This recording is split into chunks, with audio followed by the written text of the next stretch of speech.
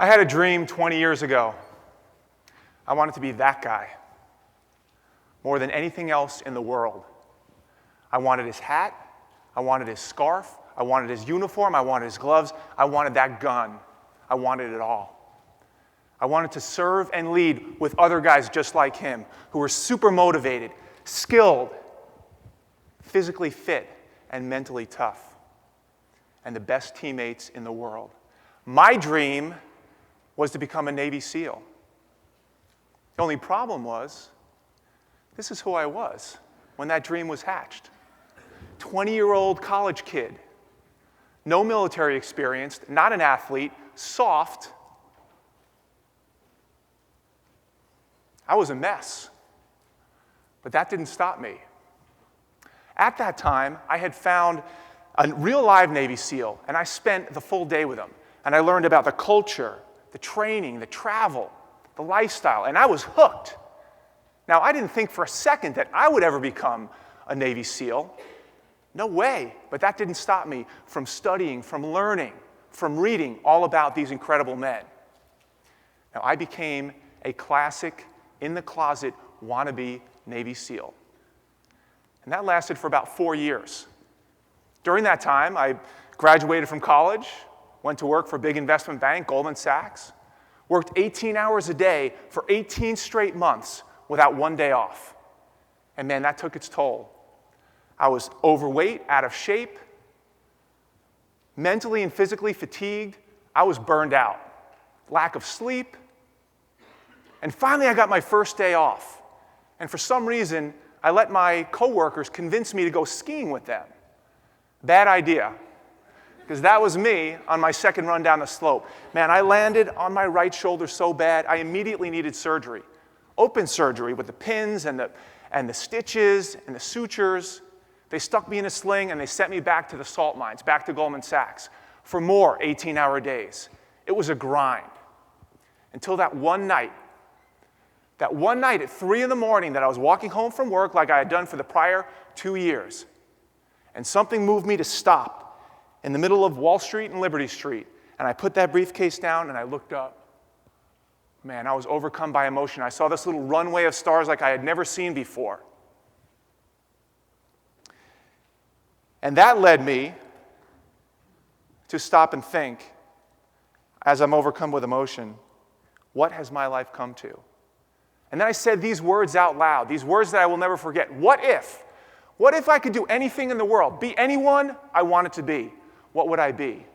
And as scary as that question is to ask yourself, I had an even more chilling answer. I wanted to be one of those guys. I wanted to be a Navy SEAL. I had dreamed about this for 4 years. And this night would be different. This night, I was turning a wannabe into a will be, despite every sign that told me otherwise.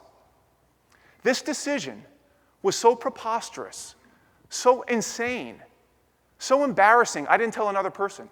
I kept it to myself, except for one person, my best friend in the world. His name's Will. Will and I have known each other for as long as I can remember. We're like this, and we talk very frankly to one another, as we'll soon find out. You may have a friend like Will, somebody who, no matter how dumb an idea you have, you're going to share it with that person. Well, for me, that was Will. And I'm going to share with you right now some conversations, some phone calls that I had with Will over the course of me attempting to become this Navy SEAL. So the first conversation I had was the day after I made this decision. I called Will up. Hey, Will, it's Phil. I had this revelation on my way home from work last night. Oh, really? What do you got going on? Well, I decided that I'm going to become a Navy SEAL. A what? A Navy SEAL? You're kidding, right? No, I'm dead serious. Phil, you just had this open surgery on your shoulder 3 weeks ago. I saw you last week. You got this big sling. You're a mess. Yeah, I know, Will. Thanks for that. I'm going to put the time in and prepare, and I'm going to make this happen. Time? Phil, you're going to need a miracle. You know what those Navy SEAL dudes look like? Let me give you an update. They don't look like you. You're 6'7", dude. Your body can't handle that. Oh, thanks, Will. I realize I'm not the prototypical Navy SEAL body, but I have other plans. I had this dream 4 years ago, and I'm going to make it happen. Phil, you work for Goldman Sachs. You have the best job on the street. I would kill for your job. I want you to put your head down for the next 20 years, pop up in 20 years, you'll be a Goldman Sachs partner, you'll never worry about money ever again. I appreciate that, Will, but it's not about the money, it's about this dream that I have and letting it slip through my hands.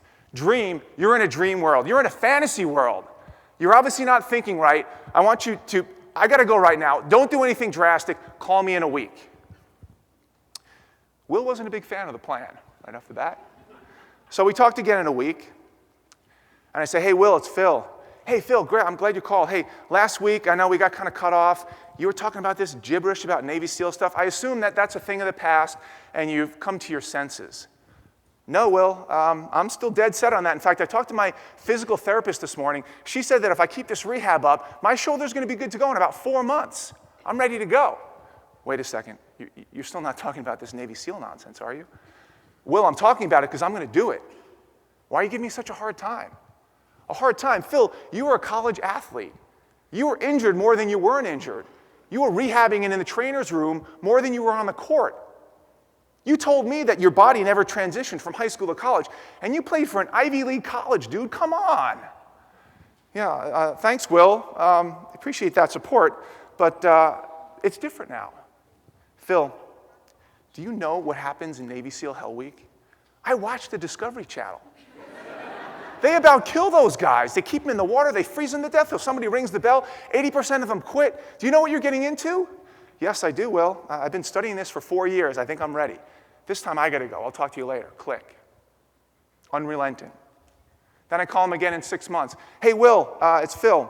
I just took the Navy SEAL screening test, the push-ups, the pull-ups, the sit-ups. I did pretty well. It looks like I might actually get a contract to try out for the SEALs. That's great, Phil. A lot of people do that, and it's 70-degree weather in San Diego. That's no indication of how you're going to do. In Hell Week, have you thought about what we talked about? What happens when you quit or when you get injured? No, Will, I haven't thought about that. I'm not looking for a plan B right now. That's great, Phil. Everybody says that. But 80% of them quit. Why do you think you're not going to quit? What's going to happen if you go out and get injured or quit, which was my prediction, and you get sent out on a ship and you go to Okinawa and you're chipping paint for 4 months, for 4 years?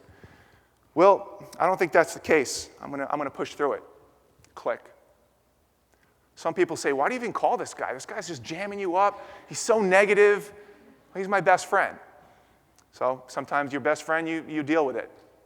So then I call him one last time, and I say, Will, it's Phil.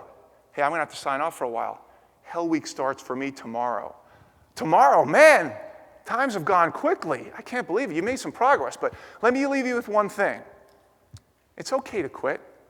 Don't worry about it. I know we've had our talk. You'll get over it. But what I don't want you to do is call me up and start complaining. Hey, Phil, Hell Week was so bad. It was so hard. It was the worst on record. Everybody quit, this and that. I don't want to hear the excuses. I tried to derail you months ago, and you ignored me. You're going to own this decision.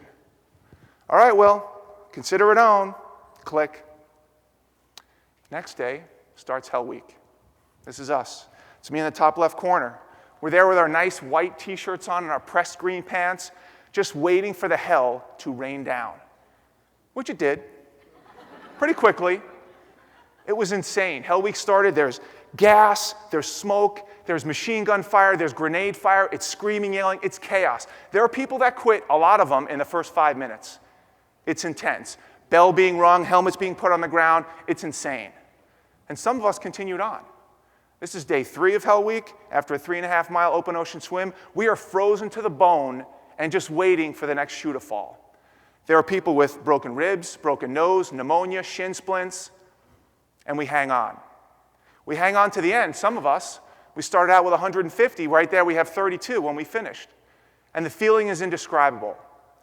Eventually, they sent us back to the barracks, and we did a quick self-assessment. And your feet and your hands are so swollen because when you stay upright for a week, guess where all the fluid goes? Fingers and hands. I couldn't even fit a slip of paper in between my toes. They're like club feet. It was a mess. I had these sores on my hips from the sand and the grit being rubbed from the belt for weeks, bloody chafing in between my legs and under my arms. Not pretty. Bald spot on my head from running with the boats on your head for a week.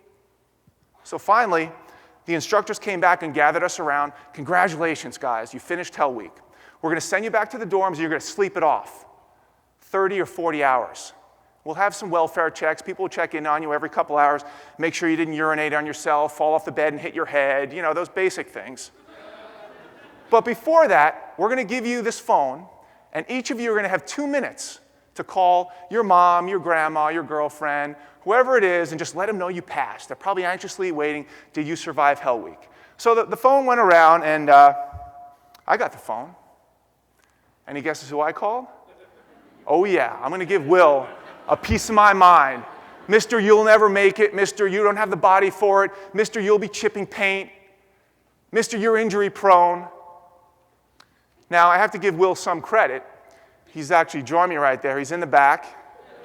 He supports me finally. I can't really see him. He's not going to raise his hand. I'm going to put his picture up here, Will. So when you see his picture, I want you to turn left and right, and when you see him, just give him a little good-natured little jab. Why'd you give this guy such a hard time for so many months? Best friend. Let's put that picture of Will up.